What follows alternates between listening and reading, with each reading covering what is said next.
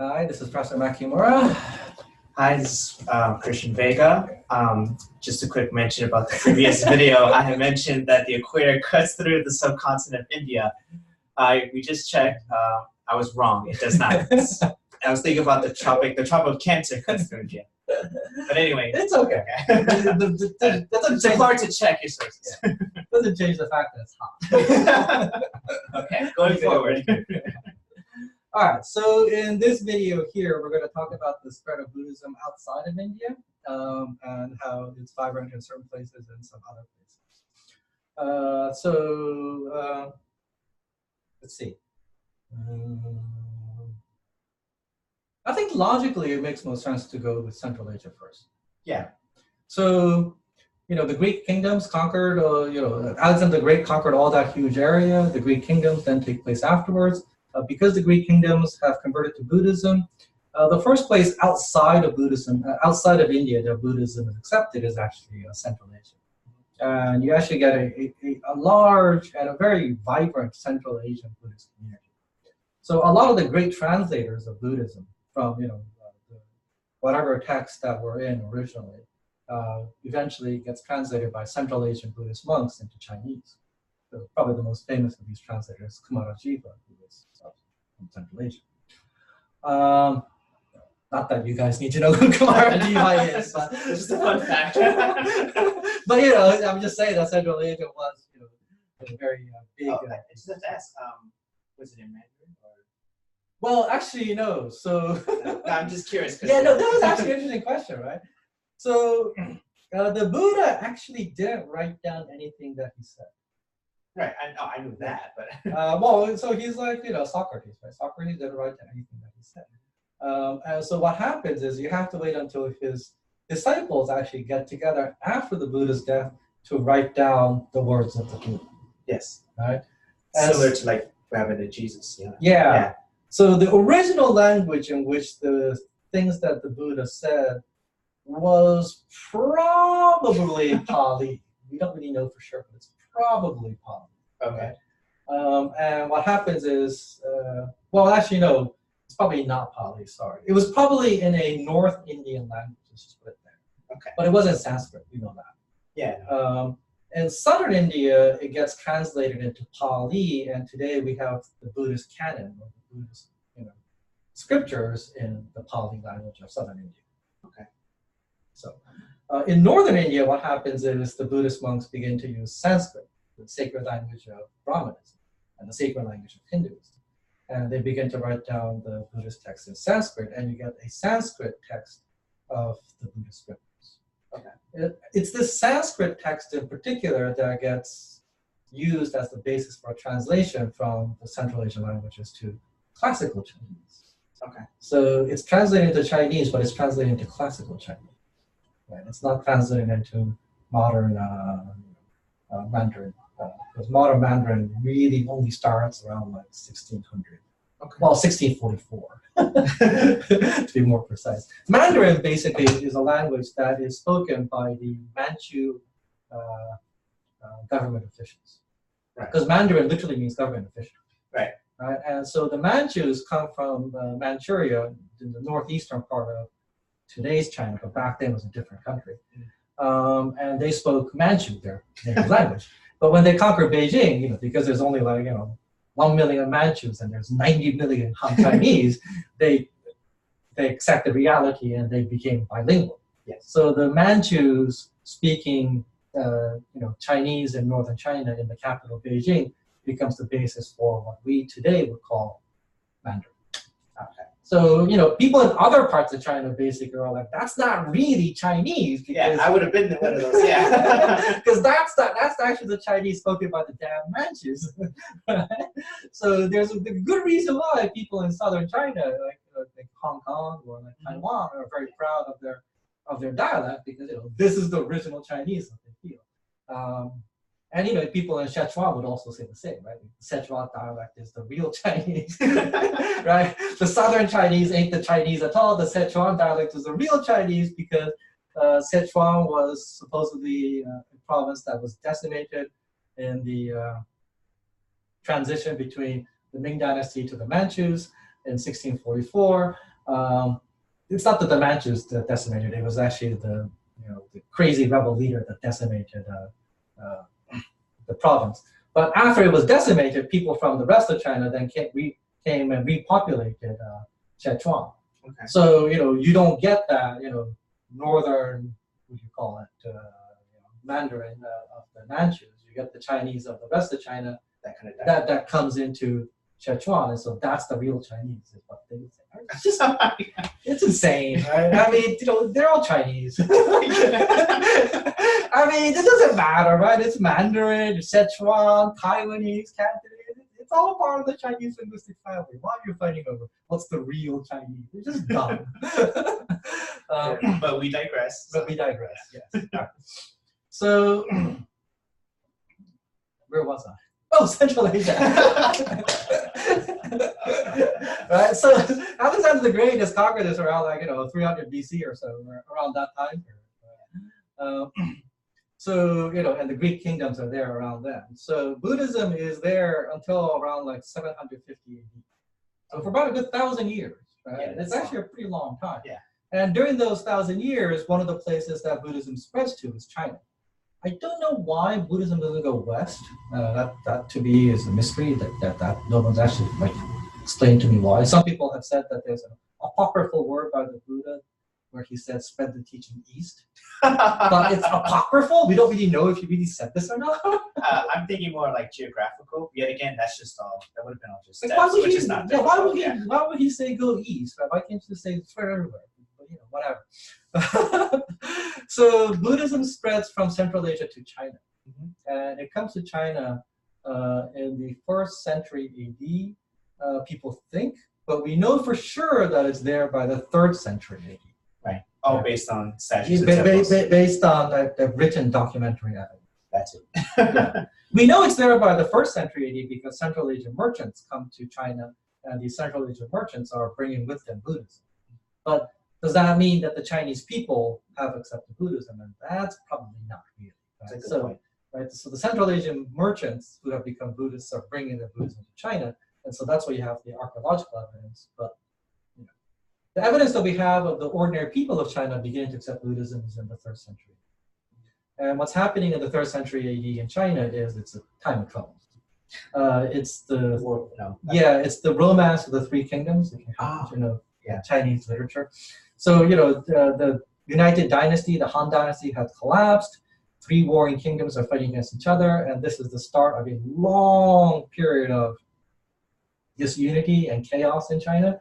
And when people's lives are in abject misery like this, they want something to believe in. Something positive and uplifting. Yeah, and traditional Chinese religions don't do this. China before this actually had Confucianism and philosophical Taoism. But Confucianism and philosophical Taoism don't actually explain to you what happens to you after you die. There you go. So for that, you have to actually talk about traditional Chinese religion. And what happens is that this traditional Chinese religion, which is essentially a type of shamanism. You know what a shaman is? Yes. Right. So just to explain for you guys, a shaman is an intermediary between the realm of the gods and the realm of mankind. It's actually a Siberian word, so the man at the shaman does not necessarily mean male. In fact, most shamans in China were female. Go figure. And because some people have interpreted the word shaman to be male, like the English word man being there, they're not using the word shamaness. Well, actually, I'm just dude, it's not an English word. Okay, there's also a stereotype that shaman are just these crazy, sort of pagan outside priests, that just on. I don't know where they're getting that from, but no. Yeah, no, there's some people that actually say shaman, then they're taking it serious. I mean, shamans are just people who, basically go into a trance and claim that they can talk to the gods. That's what they are. Okay. And they can be male and they can be female. In China and in Japan, shamans typically tended to be female. I don't know about Siberia. Where it's from. I just don't know. So what happens in China is that this traditional, Chinese religion, basically type of shamanism, merges with philosophical Taoism, and it merges with, the the medicine available at the time, these immortality cults. These immortality cults that you do X, Y, and Z and you're immortal. You can live forever. Like using mercury? Yeah, I know. Obviously, it doesn't make you immortal. It hastens your death. But so when these three mix, they go from being, it becomes religious Taoist. Wow. Right? So religious Taoists, most people in China don't know how to read back then.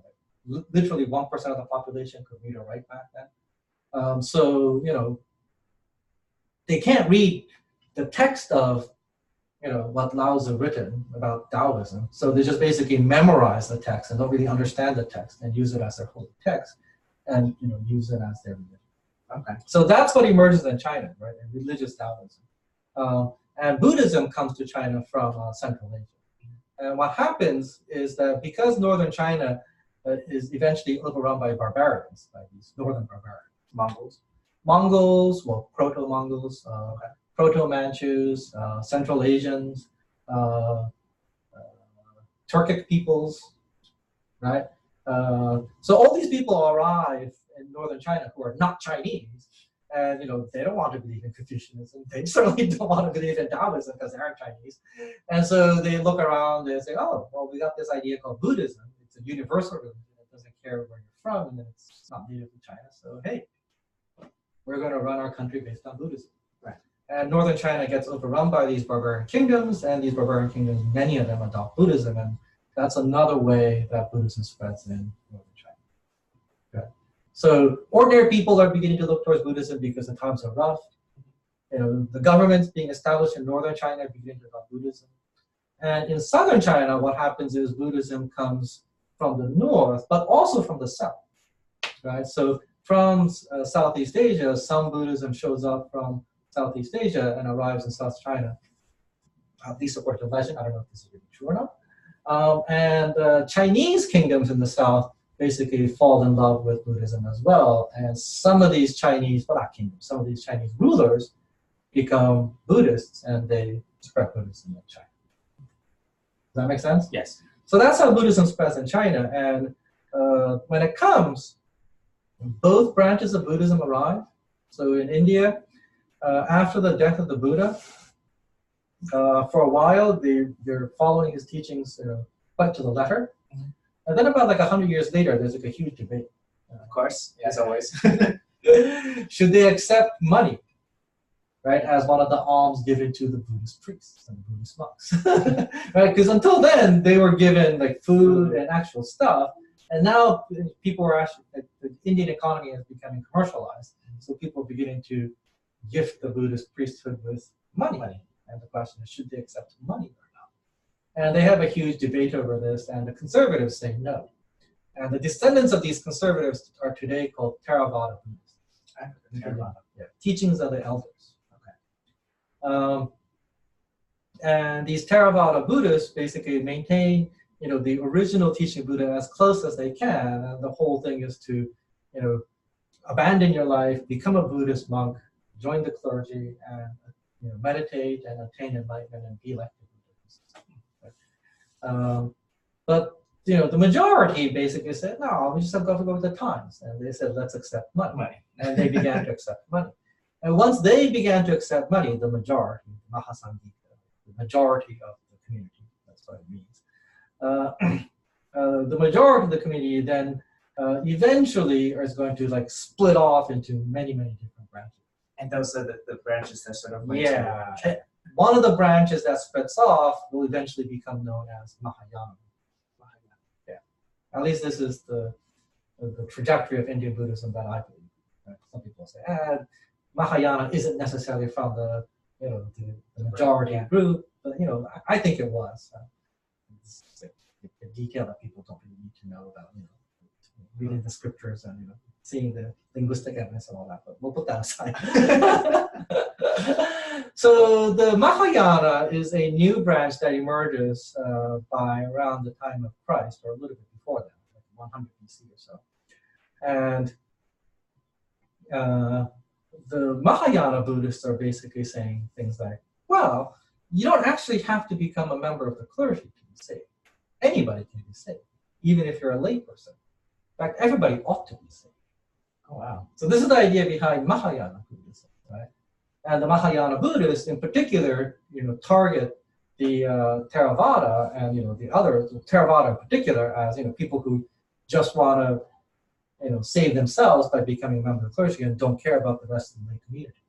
And they attack them and call them the Hinayana. What's Hinayana? So Mahayana means the greater vehicle, Yeah. the vehicle in which all these people can ride on. Yeah. And Hinayana means the lesser vehicle, the vehicle in which only one person can ride on. Okay. Right.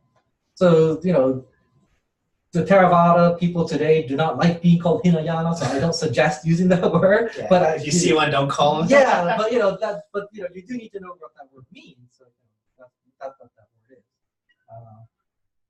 So both Theravada teachings and Mahayana teachings reached China in the first century AD. But the one that actually eventually won over was the Mahayana branch. And among the Mahayana branch, the two schools of thought that became there's three schools of thought really became popular, but the two schools that remain are Pure Land and Zen. What's Zen? Zen. Zen.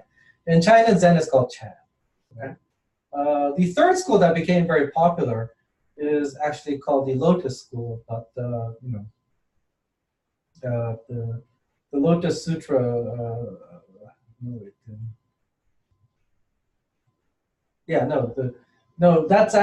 That's the Lotus school is the one that becomes popular in Japan. The branch that comes to the Mahayana branch that comes to China becomes the third popular one.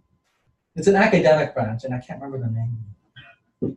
Might not even be in my thing. It's not that important, so so ignore that. So but Pure Land and Zen become very popular, right? And I'll talk about Pure Land and Zen more later. Okay. Because I was gonna say, in Western society, people know about Zen a lot. Yeah. But by far the most popular is Pure Land. Pure Land. No question about it. Okay. Because in Pure Land, what it says basically is that if you believe in the Amida Buddha, not the historical Buddha, but if you also believe in the Amida Buddha, this new Buddha, then when you die, you'll be taken to the Pure Land where the Amida Buddha resides. Okay. And because this land is pure, you don't have to worry about attaining enlightenment. You can attain enlightenment within your lifetime there. And because the land is pure, it's like paradise on earth, or not on earth, but it's like paradise. It's like a great place to be. And if you believe in the Amida Buddha, you can go to the Pure Land, and when you die in the Pure Land, you will attain nirvana. Everybody can be saved. So people in China just basically love this idea, and they become pure. Yeah, I mean, who wouldn't? Pure Land starts in India, by the way. Yeah. So Southeast Asia? No, India. Yeah, it starts in northern India. It's part of the Mahayana teachings. Yeah, part of the You said the branch. Yeah. So within the Mahayana branch, there's all these schools of thought. And Pure Land, it's a popular one in India, and it becomes the most popular one.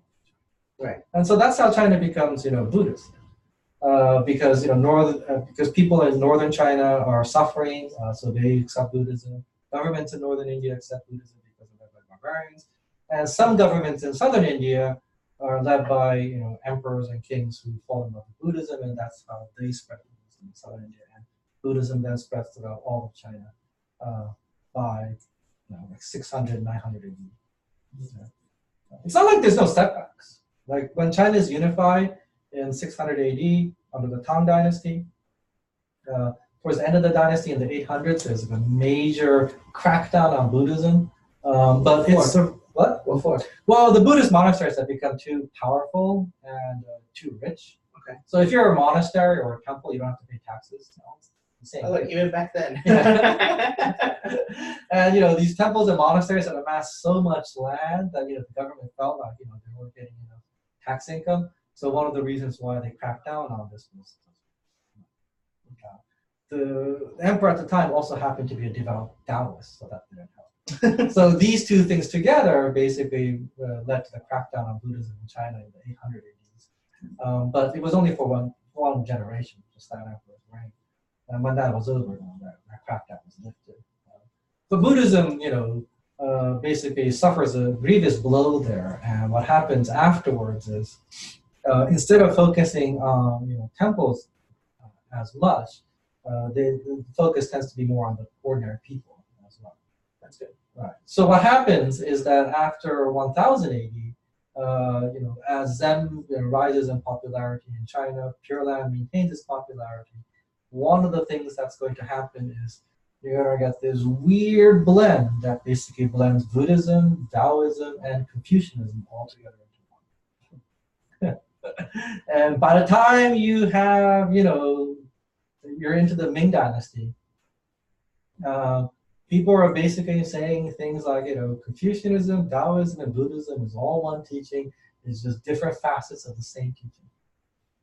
Right. And the Ming Dynasty is, like 1368 to 1644. So by the 1500s, the three religions have basically merged, and for all intents and purposes, for ordinary Chinese people, it's like Chinese folk religion. That's the best way to think about it. Folk religion. Yeah, where the role of the Buddha, the role of Confucius, and the role of Lao Tzu. People aren't exactly sure how they're different. They just know that they're important and they're religiously important people. Well, I mean, look at today. I mean, that's what a lot of people say about the three Abrahamic faiths. Even though they're not all the same. Nobody says that they're all the same. No, not this. No, I mean, besides, no, but again, same God, again, all about peace. This is the key difference between monotheistic faith and polytheistic. Right? If you have a monotheistic faith, you can only have one God. Yes. And if you can only have one God, you can only have one true teaching. That's true. Right? Yeah. So if you ask the Jews, they would say that Jesus is a corrupter of the original Jewish religion. He's nothing but a heretic. I mean, if you ask a serious Jew a question, what is Jesus? That's what he would say. That's why they did not accept Jesus. Right? No, you're right. Because they thought Jesus was a heretic, right? So there you go, right? And if you ask a serious question, they would say, yeah, okay, our faith came out of Judaism. That's true. But if you ask them about the role of Muhammad, you just say, he's just an idolater who happens to say that he believes in the one God. Why do I have to believe this guy, right? Right. Makes perfect sense. But so there you go, right? And then if you ask a Muslim, right, they would say, oh yeah, our religion did come from Judaism and Christianity, but they have a lesser revealed truth. They don't have the full truth. Right? Jesus' Jesus' teachings were all written down hundreds of years after the death of Jesus. The Christians have corrupted their teachings, and the Jews have corrupted their teachings. That's why they needed Jesus. We are the only ones who have the true teachings of God. So, if you have a monotheistic faith, that's quite problematic. Yeah, almost by definition, you're going to have only one true way of teaching that faith. That's the problem, right? Whereas if you have a polytheistic faith like Buddhism or Taoism, or even Hinduism, you can basically say, yeah, your God is different from my God, but they're all gods. So I accept the validity of your God. It's just that my God is better.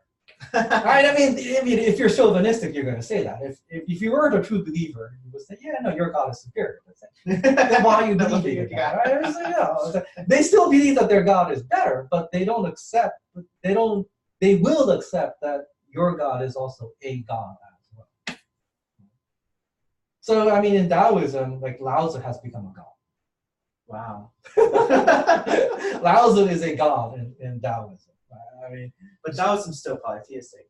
Taoism is still polytheistic. You have lots of gods in the heavens. Right? You have the godly emperor in heaven. Right? Heaven is a bureaucracy. So the chief deity in heaven is also the emperor who rules heaven. And hell is also a bureaucracy. This I can kind of believe. But, yes, I think a lot of people, I mean, you can even look at Dante's Inferno. Hell is always the most, not only the most colorful and descriptive, but also the most structured, dimension. And so the rule of hell is also like an emperor as well. In Taoism, because the bureaucracy can always be dealt, well, in Chinese real life, bureaucracy can always be dealt with bribes. In Taoism, one of the things you do is you burn paper money. Okay. Not the real paper money, but you burn fake paper money. Oh, okay. The money that you can use, for the dead. Okay. So you burn this fake paper money, and this paper money goes to your dead ancestor, and your dead ancestor can then use that fake paper money to bribe himself in hell or heaven. And people say that Westerners are very superstitious. Personally, I think Chinese Taoism is like really messed up in various different ways. But you know, I mean, that's just me personally, right? You know, it's like most of these faiths in India, China, and Japan, like Hinduism, Taoism, and Shintoism, have a very strong component of if you worship these gods, they will help you out in this world and in the next world. And you know, religions that really focus on helping you out in this world and only focus on that, as far as I'm concerned, are cults. Yes, you're right. They're more for like in the moment. Yeah. So these three don't just do that, but there's a strong element of that. So I'm like, That helped in the case there. yeah. Buddhism, you know, also has a very strong component of this worldism as well, but I think because of its innate origin, it's fundamentally more philosophical, and I actually like the philosophical component of Buddhism. But we're like getting off track.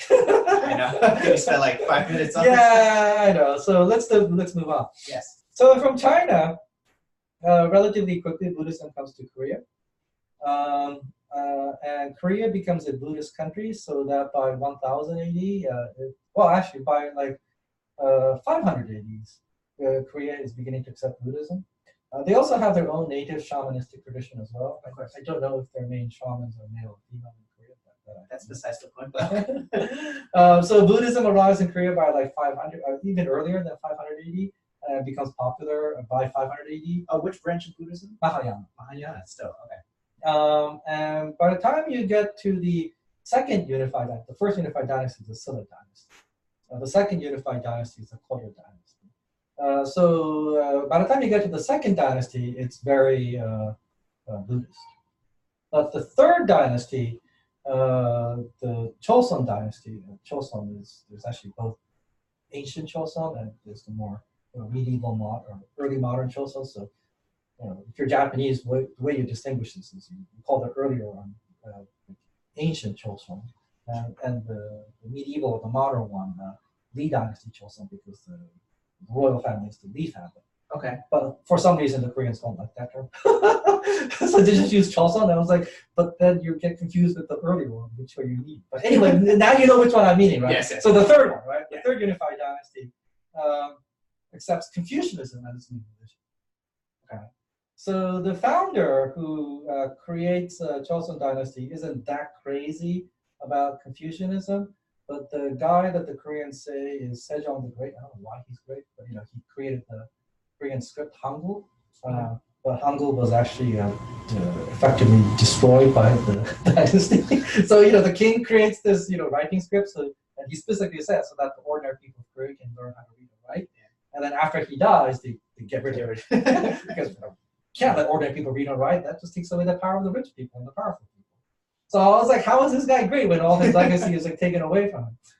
And he's not great as far as I'm concerned. Because maybe his attempt. Maybe that's why they still, we give him, for effort. And the reason why I don't think he's great is because it's under him that he sincerely actually tries to destroy Buddhism in Korea. Oh, wow. You can't call someone great for that. I'm sorry, right? So Korea was a country that had over 10,000 Buddhist temples. Wow, that's a lot. That's a lot in that small peninsula, right? Over 10,000 gets demolished, and they come down to 72. Specific, but okay. Yes. And then eventually they cut that down number even to half of that to 36 temples. Yeah. And Korea basically stops being a Buddhist country. They systematically destroy Buddhism in Korea. And Buddhist priests basically put just one rank above slaves, essentially. Oh, wow. Yeah. That's how terrible it is. I'm shocked that they wouldn't try to kick them out at least, or even try to massacre them. Well, I imagine what happened was that when all those temples were destroyed, right, they have to, they didn't want the statues and the stuff that's in the temples to be destroyed along with it. So they probably shipped them all to China or Japan, like the two Buddhist countries nearby.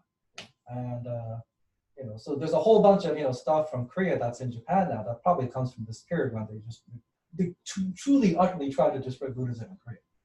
And of course, Korean nationalists are crazy, saying we want this stuff back. I was like, well, then don't do that stuff, right? Probably don't, but my ancestors, but yeah. So a lot of the the old Buddhist stuff that left Korea basically stems from this. Okay. People in Korea just don't know about their history. I don't know why they don't teach this stuff. They should. Well, I understand North Korea's stance on it. Why they wouldn't Well, teach that. actually, the North Korean stance is this is great. Because North Korean stance is religion is bad.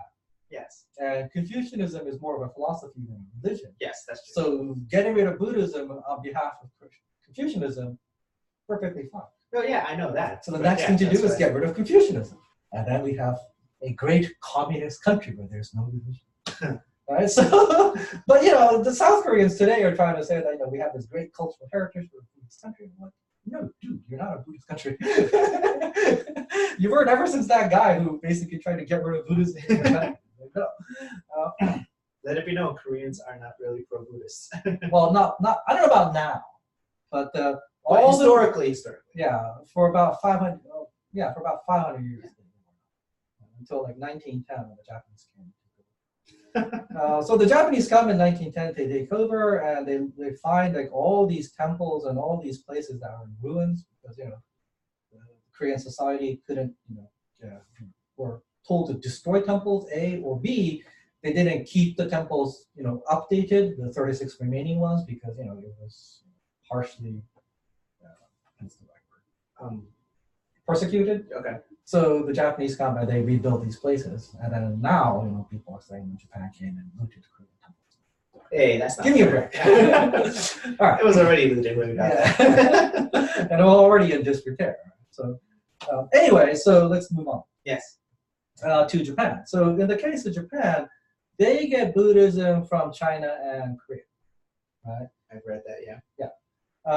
So the very first Buddhist statue actually comes via Korea. Right? It comes from the southwestern kingdom of Peking. And this happens around 500 AD or so. So you would by say the time Buddhism is already popular. Right. But you would say 500 AD would be the time that it's officially arrived into Japan? Yeah. Okay. All right. So it's at that point that Buddhism comes to Japan. It takes much longer for Buddhism to be popular in Japan, right? Because I know you guys, in Japan, you had Shintoism. Right. So when they first arrive in Japan, what happens is, the imperial family is like, well, we are descended from the chief Shinto goddess. Our religion is Shintoism. Duh. We can't worship another religion. And so, there's actually a religious war that goes on in Japan between, people who want to accept Buddhism and people who want to reject Buddhism. And eventually what happens is that an imperial prince who believes in Buddhism, this is Prince Shotoku, he wins the civil war and says, we're going to accept Buddhism in Japan. And then that's when you mixed it, right? Not yet. Okay. Right? So Buddhism starts to arrive in Japan after that for real by like 600 AD, and Buddhist temples, Buddhist priests from China and Korea are invited to come. Buddhist temples are built and all that kind of stuff. But you really have to wait until 700 AD before Buddhism becomes popular among the aristocracy. Right? And by 700 AD, the imperial family is also perfectly okay with Buddhism. So one of the things we know is that if you're a member of the imperial family, one of the things you can do is you can become a Buddhist monk. So they're okay. Right? Right? An imperial prince who was already in love with Buddhism was around 600 AD. By 700 AD, we're talking about imperial princes who become monks as well. Right? Yeah. So it's okay. For it to be popular among the ordinary people, you have to wait a little bit longer. So what happens next is that Japan is ruled by the imperial family and aristocrats pretty peacefully for about, let's say 400 years, from 680 after the Civil War till around 1000 AD or so. Okay. It's about 400. Yeah, but then things start to fall apart, and by 1100 AD, there's just chaos in the country, particularly in the eastern part of the country and in the fringes outside of the capital. Okay. Right. And in this chaos, you get the rise of the samurai. So the warrior class who basically is going to fight for their rights, fight for their land. Yes. Because you just don't know who's going to take away their land. And they're also constantly fighting against their neighbor because their neighbor might come and take over too. So there's this constant fighting going on, and it's in this period of things looking really, really bad that Buddhism then becomes popular among the ordinary people. Go figure. Yeah. It's like China, right? Yeah. You have to wait until people's lives are pretty miserable before people basically look for another religion. The Shinto religion does talk about what happens to you after you die, but there's no salvation. Damn. Right? Because what happens to you after you die is you go to the underworld, the land of the dead. Right. Which again is for all. It's for everybody, Yeah. right? And there's no like salvation in the sense of, if you do good things, you're going to be in heaven. If you do bad things, you're going to hell. Right? I mean, that doesn't exist. I mean, you have that in Greece, by the way. Yes. In Greece, you go to Hades, the underworld. But within Hades, there's Tartarus, where the bad people are punished, and there's the Elysian fields where the good people go. Yes. So you don't have that in Shinto. And when Buddhists basically say, hey, if you believe in Buddhism, you can go to the pure land after you die, the land where everything is pure and everything's going to be great, Pure Land Buddhism gets a big boost in Japan. Kind of makes sense, Yeah. right? And then among the samurai, the Zen priests basically come to them and say, hey, if you practice meditation, then you can save yourself. So for the samurai, who's all about saving their own land from outside intruders or from the government, and you have to do everything yourself, the idea of a religion that says, hey, you can save your own soul, like, hey, I'll do that too. Yeah. And they become, a lot of the samurai follow Zen. And that's also like, that's why there's times when they have a moment to like meditate. Right. So, the ordinary commoners, basically, many of them become Pure Land. A lot of the samurai also become Pure Land too, but Zen becomes particularly popular among the samurai. Okay. Does that make sense? Yes. So Buddhism also in Japan becomes popular among the ordinary people. And by 1200, you get like this flowering of Japanese Buddhism that happens on over. We can talk more about that in detail later. But Japan becomes a Buddhist country and remains that way until around, I would say, 1500, 1600. Okay. It happens relatively quickly, but in like 300 years or so, what happens is there's a merging between Shintoism and Buddhism.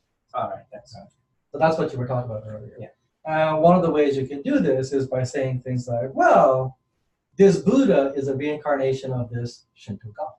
Right. And this Shinto god is a reincarnation of this Buddha. Right. So they're interchangeable. And that's how you begin to merge Shintoism and Buddhism.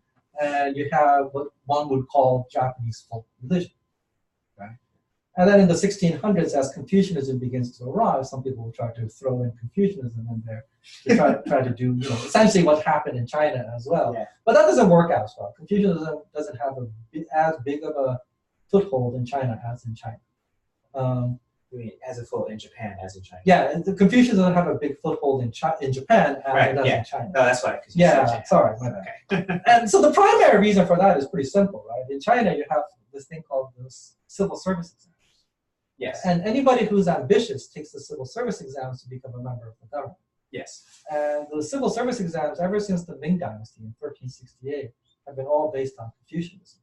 Right. So that's why Confucianism becomes very popular in China. To pass because everybody who's ambitious is studying for this. Yeah. Whereas in Japan, there is no civil service exams because the people in government are the samurai. Yes. And the way you become samurai is by being born as a samurai. If your parents are samurai. This is especially after the 1500s. Can't you be knighted or? In the Warring States period, until like the 1590s, you could be a samurai if you just picked up a weapon and said, I want to be a samurai and I want to serve a lord. Oh, okay. And if you find a master, bam, you're a samurai. You're a good business. Yeah. This is up until the 1590s. Okay, all right. And then starting in the 1590s, they basically say, no, you have to be born into a samurai class. People who didn't know whether they want to be samurai or something else have to make a choice now. Right. And if you want to be samurai, you can stay samurai. If you don't want to be samurai, you gotta drop out from the samurai class. And then after that time, that's when they had another. After that, it's hereditary. Yeah, but then also identification for a Roman, right? Yeah, so after that, you have all these samurai, right? But then after Japan is unified in the 1600s, 1603, right? Yeah. The Tokugawa shogunate is established. Yes. The shogunate then goes out and destroys a whole bunch of domains, right? So a whole bunch of daimyo who employs these samurai Yes. are destroyed by the Tokugawa shogunate's decree. And when they're destroyed, you have all these unemployed samurai, and they're the normal. Ah, They're the master of the samurai. Okay. And they become a social issue. There's so many Ronin that they are actually plotting the overthrow of the Tokugawa shogunate. So the Tokugawa shogunate by the 1660s changes its mind and stops destroying daimyo clans and just decides to switch around to preserve them. Right. But initially, the shogun, who was the largest of the daimyo, he felt threatened by other daimyos, so that's why he was doing this. Yeah, no, I understand. Okay, so that's Japan, right? Yeah. And you get Japanese folk religion until 1868, and then after the Meiji Revolution of 1868, sometimes called the Meiji Restoration, I think it's a revolution. Now, in the 1870s, the new Meiji government says we're going to make a Shinto country. Yeah, I mean they were sincere about this, and so they actually ordered two things. One is they order shrines and temples to decide which one they are. It can't be a mix, right? As before, Japanese folk. You have to choose either a Shinto shrine or a Buddhist temple. And in the process, right, Shinto shrines who said that they're no longer a Buddhist temple had to get rid of all the Buddhist stuff. Of course. And the government also tries to actually destroy some Buddhist temples as well that they find troublesome. So just like in Korea way back when, a lot of Buddhist treaders leave Japan in the 1870s when the government actually issues this order initially. Very quickly they realize their mistake and they stop doing it. But it doesn't stop the fact that there's this huge flow of Japanese art that flees Japan during this period. And a lot of it is bought by Westerners because Japan is already open to the West and they're seeing the government destroy these cultural artifacts. Like, what the hell, what are you doing? And they bring it back to America. So if you go to the Metropolitan Museum or like museums in America all over, like Boston or wherever, you'll see all these Buddhist statues from Japan, and it comes from this period. Cool. Yeah. So that's one thing they do. The other thing they do is they tell the priests in Japan that from this point onwards, Buddhist priests, Buddhist monks can get married. In fact, you should get married. Wow, it's funny because I was just thinking about asking you that too. Yeah, and that I think was effectively a way by the Meiji government to weaken the Buddhist clergy. Because the whole point of the Buddhist clergy is that they're supposed to be celibate, right? They're supposed to be celibate monks. But if you force them to get married and have kids, then by definition, what you're doing is you are causing the degeneracy of the Buddhist clergy. So they're trying to weaken their power. Yeah. So there's like a very small minority of Buddhist monks, Buddhist priests in Japan who don't get married and take the vow of celibacy seriously, but the majority get married and have kids. Right. And so that's why I think Buddhism in Japan has some serious problems. Just because it's saying against the law doesn't mean that you should you should get married, right? If you take the vow of celibacy, if you become a member of the Buddhist clergy, you should not get married, damn you. But at that time they had a choice of getting married or not. Yeah, but the government made a strong urging. Okay. And you kind of knew that if you didn't get married, that there were all these annoying things that the government can do to you that won't necessarily kill you, but could really hamper you and make it difficult for you. So a lot of people. Okay. I think that was wrong. Yeah, it is wrong. Yeah, but the government's line was that we're going to allow the freedom of occupation, freedom of worship, and all this stuff. And what that means is, if you are a member of the clergy, if you are a priest and you want to get married, the government's in no position to prevent you from getting married. So get married. You want it. It's just so wrong in many different ways because forcing you to get married is wrong, but banning you from getting married is maybe wrong too. So what the government could have done was if there's a Buddhist priest who wants to get married, we won't stop you, but we're not going to urge you to get married. Right? That's what the government could have done. And this is something voluntary, right? You don't have to be a Buddhist priest, right? Yeah. So there you go. That's what happened. In Japan. And that covers most of the Mahayana schools. Oh, Vietnam, sorry. From China, Mahayana Buddhism spreads to Vietnam as well. But Vietnam also becomes Confucian as well. Of course. And Confucianism in Vietnam is not as crazy as Confucianism in Korea, and they don't go all out to destroy Buddhism. And in Vietnam, you have this coexistence of Mahayana Buddhism and Confucianism, although Confucianism has the upper hand because it's the state religion of the government. Oh, wow. Okay. Does that make sense? Yeah. And then, in the 1700s, I think, Vietnam gets a lot of Catholic missionaries from France. Yes. And by the 1800s, in the 19th century, Vietnam becomes the French colony. So once it becomes a French colony, you have this weird mix of Confucianism, Buddhism, and Catholicism. And out of that weird mix, the Vietnamese also invented a new religion of their own, which I forget the name of too. Oh, well, then it's not that important then, I think. But the reason why this whole story in Vietnam is not important is because in 1975, the communist North Vietnamese unified the country. Yes. And what does communism believe? No religion. Yes. Religion is the opiate of the masses. And so under communist North Vietnam, or communist Vietnamese government, religion has been systematically suppressed in Vietnam since then. They've relaxed the ban a little bit now, but you know. But I was going to say, it's like, so what, did they sort of confiscate like the temples and yeah, temple statues? Temples no longer have tax-free status. Nothing is privately owned anymore, so everything is owned by the government, all that kind of stuff. Okay. They probably got rid of the status as a priest as well and all those things. I mean, I don't know for sure what exactly did happen there, but you know. Life was rougher if you were Buddhist at that time. If you remember the closure, I think it must have been really fun. You know, it's like, it's so funny because like all these, like 3 out of these 4 regions, you know, you really see a lot of negative like setback for Buddhism. Yeah, but in China, among the ordinary people that have survived, in Vietnam, among the ordinary people that have survived, and in Japan, they have certainly thrived. By ordinary people, but as, you know, some sort of institution there, or, I mean, not so much, yeah. I have to say, you know, China in 1949 became communist, and the same thing that happened to Vietnam, but a lot worse happened. The Cultural Revolution that starts in 1967 is a real number on all religious institutes in China. But the ordinary people of China still believe in Chinese folk religion.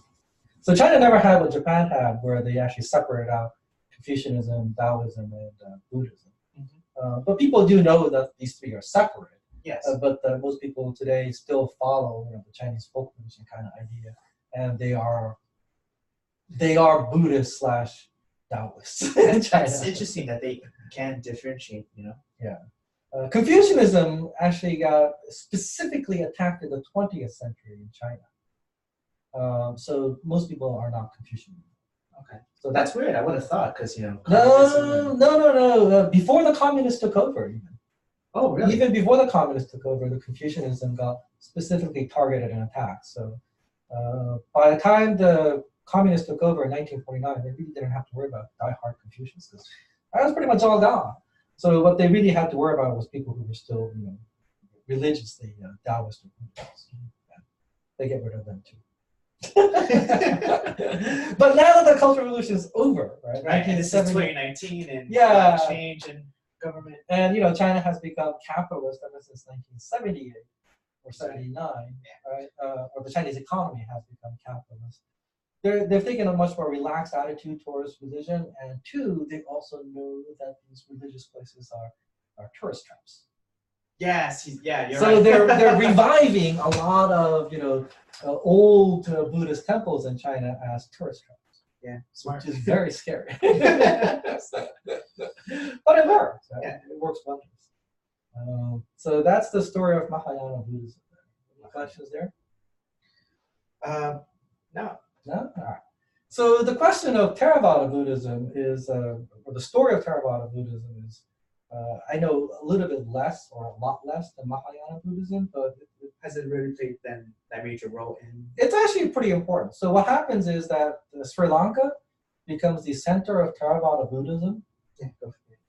So if North India basically becomes the center of Mahayana Buddhism, Sri Lanka or Ceylon becomes the center of Theravada Buddhism. Yeah. And it is from Sri Lanka, and well, first from India, they spread Buddhism eastwards to places like Burma and Thailand and Cambodia and all that. Mm-hmm. But what happens is the first spread of Buddhism doesn't take hold as well. Oh, I forgot to talk about Tibet. Sorry, let me just finish Tibet. In Mahayana Buddhism. So Mahayana Buddhism spreads from Central Asia that way, right? Yes. It also hits Tibet as well, but the first arrival of Buddhism in Tibet fails to take hold, at least according to Tibetan tradition. That's why, or? We don't know. Okay. Right? The native Tibetan religion, also a shamanistic one, it's called Bon religion there. That one, you know, becomes ascendant again, and the Buddhist one basically gets, goes out of steam. And then, as you get esoteric Buddhism in India, it's the last attempt to sort of maintain Buddhism in India. As you get esoteric Buddhism in India around 500, 600 AD, that spreads into India and China, right? Sorry, that spreads into Tibet and China. In Tibet, that esoteric Buddhism sticks. Okay. And Tibet then remains a esoteric Buddhist country, all the way to the present. Okay.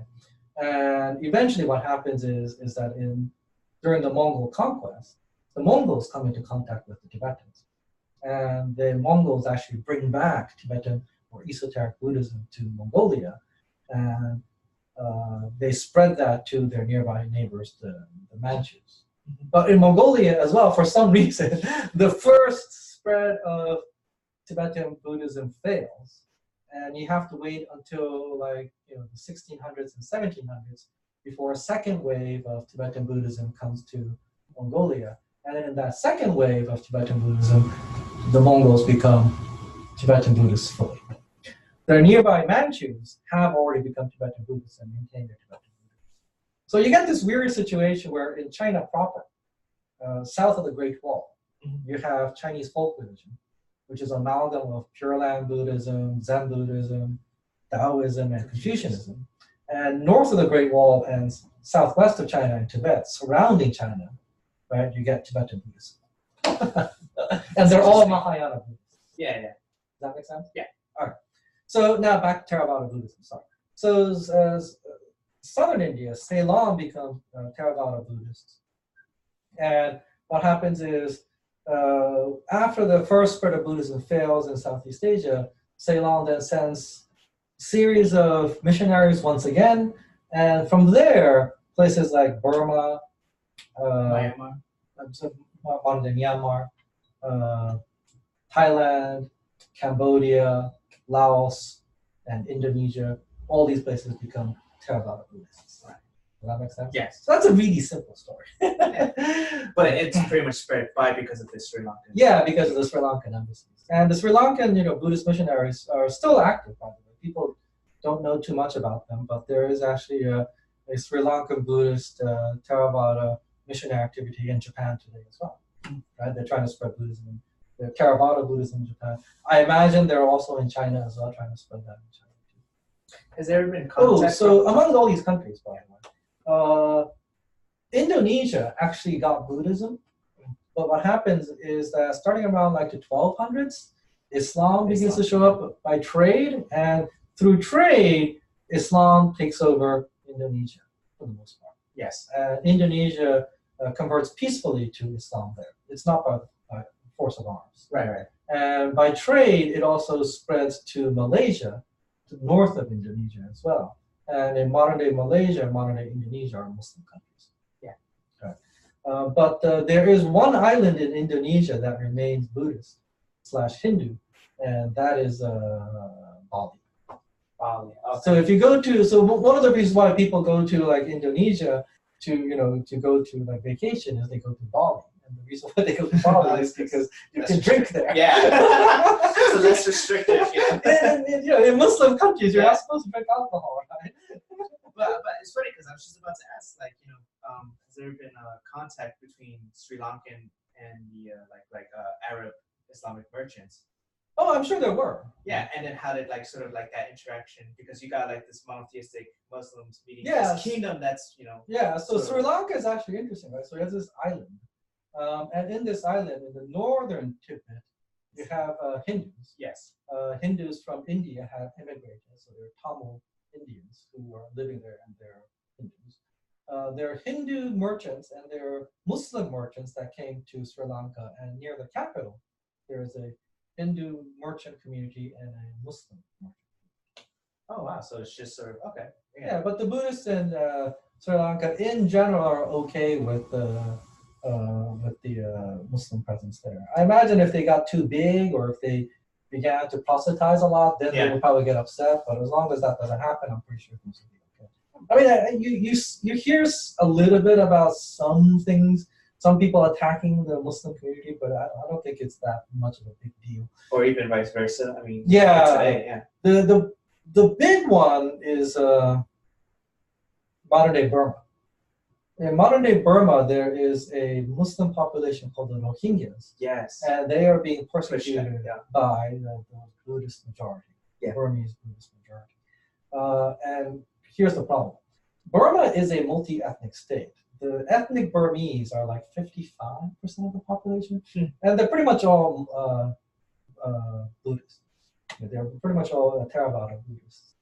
But Burma was occupied, well, not occupied, but Burma was ruled by the British. Right? It was part of the British Empire. And when the British were ruling Burma, one of the things that the British did was they imported a whole bunch of Indians from India to Burma to sort of work on their behalf. So you have all these foreigners that the Burmese consider foreigners who came from India that worked on behalf of the British Empire. And so the Burmese people are like, we don't want to accept these people as Burmese because A, they came recently, and two, not only did they come recently, they came to do the bidding of our colonial masters. These people are not immigrants that we want to welcome with open arms. No. Get out, is their feeling. And when you understand it from this perspective, you kind of understand why the Burmese people feel this way and why they feel like the Rohingyas should not have Burmese citizenship and that they should go back to India, even though they came in the 1900s, right? Like 100 years ago. Yeah. Right. I mean, at this point, they're here. Yeah. So I don't think Yeah. I mean, so I don't think you can actually kick them back. But the Burmese government apparently is like being so harsh that a lot of them are actually going back to Bangladesh, which is a terrible thing to do. And the Nobel Peace Prize winner, Aung San Suu Kyi, she was the I want to say president, but she could have been prime minister. I forget, but she was the leader. She was the democratic opposition leader to the military government of Burma, and she's like a leader of the Burmese government. She got the Nobel Peace Prize, but ever since then, now they're trying to. She's also Burmese, so she feels this sentiment too, and so she's also among the other people in Burma, along with former members of the military, Burmese nationalists. The Rohingya are not Burmese and they need to go back to India. And so, the West doesn't know what to do with her now because, at one point they lauded her as a Nobel Peace Prize winner, and today it sounds like she's like this hardcore nationalist, ethnic nationalist. Right. She kind of is, right? She is, yeah. So the West needs to basically get over nationalism. Nationalism isn't necessarily a bad thing. No, if you didn't have nationalism, you would not have the independence movement in India, and all these colonial countries all around the world would not have asked for independence. Yeah. So what we have to figure out is what's a reasonable nationalism, what's an unreasonable. Right. No, I mean, having a sense of nationalism is okay, but if you're again like 1940s, Germany, if you're going to act out and start subjugating other people, or killing them, exactly, then you have a problem. Yeah, that's a problem. But having the sense of pride in your country, your culture, and this. Well, and the problem with nationalism is who gets to be defined as part of the nation, right? And these are major issues that that need to be addressed and resolved, and people don't know what to do. And if you also explain to the Burmese that you can't do this, the Burmese say, "But you're the guys who imported these people into our country." Yes, we did. It's like the British Empire did this, right? So it's like, why are you telling us to accept these people now? You take them in. We will kick out the Rohingyas. You guys can take them in if you feel so bad about them. Is probably how the Burmese feel. Yeah, right. I'm pretty sure they expressed that. But I'm pretty sure that the British would say, the Burmese? Why do we have to accept the Burmese Rohingyas now? Right? But it was part of British imperial policy. It was part of divide and conquer. Right? Yes. Because if you allow... they did. Yeah, they brought Indians from South Africa and even parts in the Caribbean. Yeah. They brought Indians into Kenya and Uganda and all these places. Right. It was part of the way. Especially work on the railroads that they were establishing there. So. Yeah. Well, remember, right? Britain is trying to rule an empire. And the islands are themselves small, so they don't have enough. Yeah. They don't have enough people. But more importantly, if you grow up in Britain, you learn English. If you get a classical education in the 19th century, like if you went to Eton and then Oxford and Cambridge, you'll learn ancient Greek and ancient Latin. Right. So now you have 3 languages that you know. So you know a lot of languages, but you do not know how to speak the local African language. or the local Indian language, or the local Burmese language, or local any of the language that you conquer the rest of the world. So what do you do? Find people who can. You gotta find people who can speak English and who's going to work on your behalf. And it just so happens that your nation has sovereignty over these areas. Yeah, and the place that's been colonized for a while was India, and there are a lot of people in India who actually spoke English at this point. So they're like, yeah, all right, this is now the 20th century, and we need people to speak English and work on our behalf. Let's bring them to our colonies. In South Africa, for example, you have a really ugly scenario where apartheid is supported not just by white people, but apartheid is supported by Indians. Because the Indians in South Africa are like, we're not black people. We don't want to be treated like that. I believe it. Yeah, I mean they would. Yeah. So I know it's really messy. Yeah, it's all messed up. And telling people to get over ethnic nationalism is one thing, but to actually do it is really hard. Yes. But at the time that Sri Lanka was itself a Buddhist kingdom, there was no sense of nationalism, so therefore there wasn't. Yeah. So going back to back then, what you have is religious bigotry. You don't have ethnic bigotry. You don't have racism, but you have religious bigotry. But if you're a polytheistic faith, generally speaking, you're more tolerant of other faiths in general. Yeah, it really looks that way. Yeah. Yes. Generally speaking, not always, but generally. No, I know because Scandinavian pagans, they pretty violent culture. Oh no, but religiously, they interacted with like the church that was spread over Europe. But religiously, I'm sure they were pretty tolerant. Otherwise, you can't explain why they lost to Christianity. Yeah. Whereas the monotheistic faiths are far less tolerant of other faiths. So within monotheistic faith communities, you generally speaking don't see polytheistic faiths survive. No, you won't. I mean, generally speaking, America is like a secular country. Yes. It is. Yeah. So it's today it's different, but if you go back before the establishment of the United States, if you look at Massachusetts or Virginia or all these former colonies that had state religion. So Massachusetts state faith is Puritanism. Virginia will be Anglicanism. Yeah. Right. Or in France or Italy or wherever, right? But within that bounds, you might see Jews. You might see Muslims, like if you're in the Mediterranean. If you're in the Mediterranean, but you're not going to see Hindus. Right? Like a thriving Hindu community is not something that you kind of expect. It's just not there.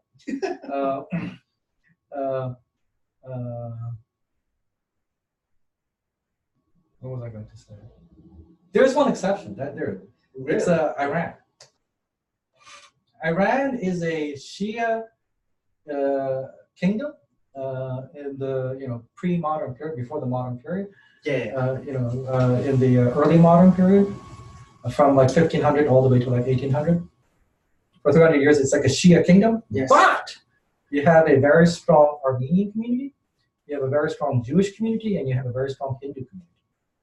I was expecting the Hindu community, but inside Iran, inside Persia. Yeah. I know they're Armenian because at the time they were great at silk weaving. So so you have they imported a lot. Yeah. You have Christians, Jews, and you have Hindus, and they're all tolerant. It's pretty interesting. Well, yeah, because it's for business. I mean, you mentioned that one of your Well, the Persian king actually specifically invited these people in and gave them special privileges to do trade within Persia. So that's why you have that in Persia. But in other communities, generally speaking, you don't have tolerating communities like this with royal permission. I mean, I always remember the Ottoman Empire. You can be a Christian or Jew, but you just have to pay a certain tax. Right. And of course, you're isolated or secluded into. You had your own ghettos. Yeah. So go figure. I don't think in the Ottoman Empire there were Hindu communities.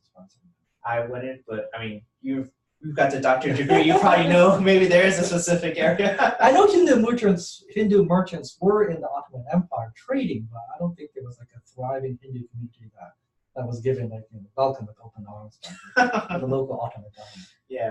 The Christian and the Jewish communities were not welcomed by open arms by the Ottoman Empire. No. They were tolerated. This is very different. Yes. Where the state doesn't give you special permission to come and trade with special privileges. The state actually gives you higher taxes for your right to stay. Yes, and some restrictions. I mean, they couldn't take any office jobs or like some sort of like profession. No, they can take certain jobs. I mean, they can work in the government. That's okay. You mean as a slave? I mean, I know they had like Jewish slaves, but I don't think. Well, Christian slaves. That too. But you can't ring church bells. For example, like in the Ottoman Empire, church bell, you can't ring church bells because Christianity is a second-class religion. Yes.